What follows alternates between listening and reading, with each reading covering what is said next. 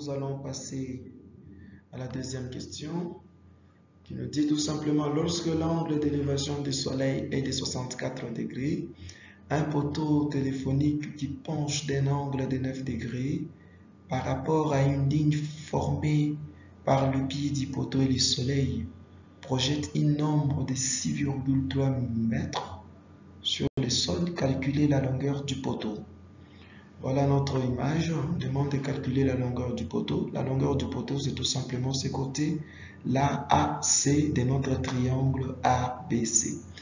Et alors, pour calculer, nous pouvons nous baser sur le théorème des sinus. Mais attention ici. Ici, on ne peut pas appliquer directement le théorème des sinus parce que nous n'avons pas deux angles. Nous n'avons pas deux angles, nous n'avons qu'un seul angle, et cet angle, c'est 64 degrés. Et un seul côté. Et il est impossible de l'appliquer. Alors, qu'est-ce que nous devons faire? Nous devons chercher les angles manquants. Comment nous allons faire? Regardez bien, partant du Soleil jusqu'au point B, et du point B au point C, du point C au Soleil, nous pouvons avoir un triangle rectangle ici.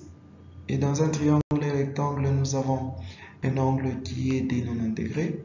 Or, ici, nous savons que c'est 9 degrés. Donc, il est plus aisé de calculer cet angle-là. Pratiquement 81 degrés. Alors, l'angle C, on fera 90 degrés, qui est cet angle-là, moins cet angle-là.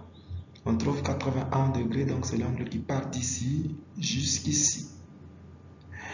Et la somme des angles dans un triangle nous donne 180 degrés. On applique ça tout simplement pour déterminer notre angle ici, qui est l'angle A.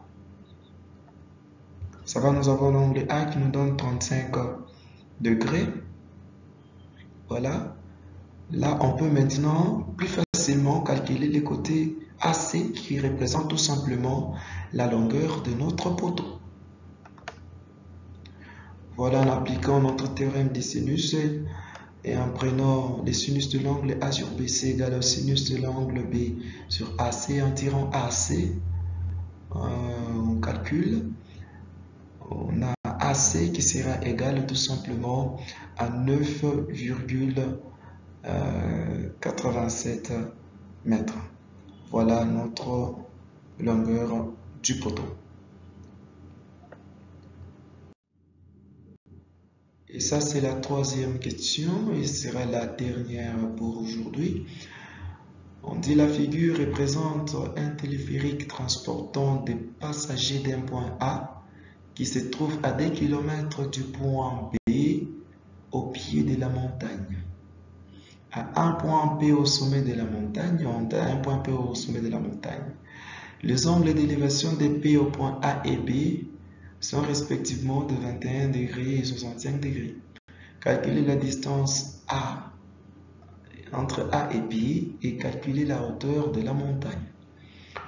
Voilà, nous allons essayer d'abord de trouver les angles pour que les calculs soient un peu plus faciles. Alors, ici, nous avons un angle de 65 degrés. Ici, nous avons un angle de 61 degrés. On cherche cet angle-là. Pour trouver cet angle-là, on sait que si on quitte ici, jusqu'ici, nous avons un angle de 180 degrés. Et si on enlève cet angle-là, on aura cet angle-là.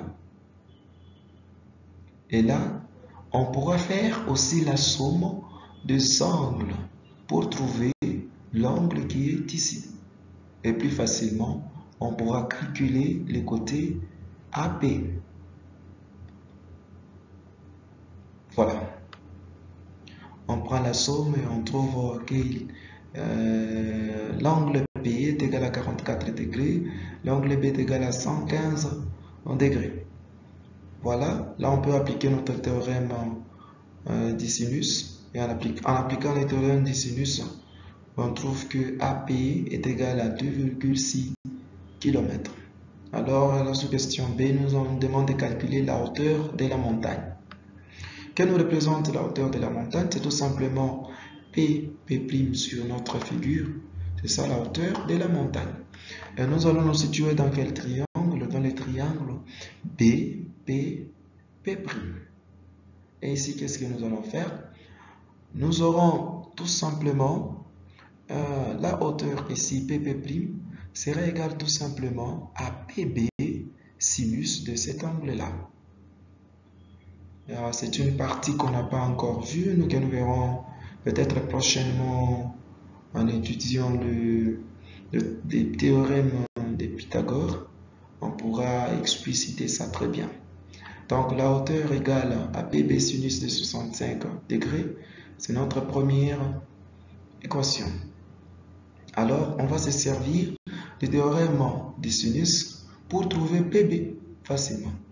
Nous avons sinus de P sur AB égale sinus de A sur PB, et en tirant PB, nous avons ceci qui constitue notre deuxième équation.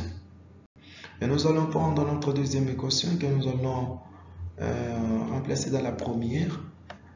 En remplaçant 2 dans 1, nous avons ce qui suit. La hauteur pourra s'écrire de cette manière-là. Et nous avons la hauteur qui est égale à 0,935 km. Merci beaucoup pour votre attention et on se reverra dans la prochaine vidéo.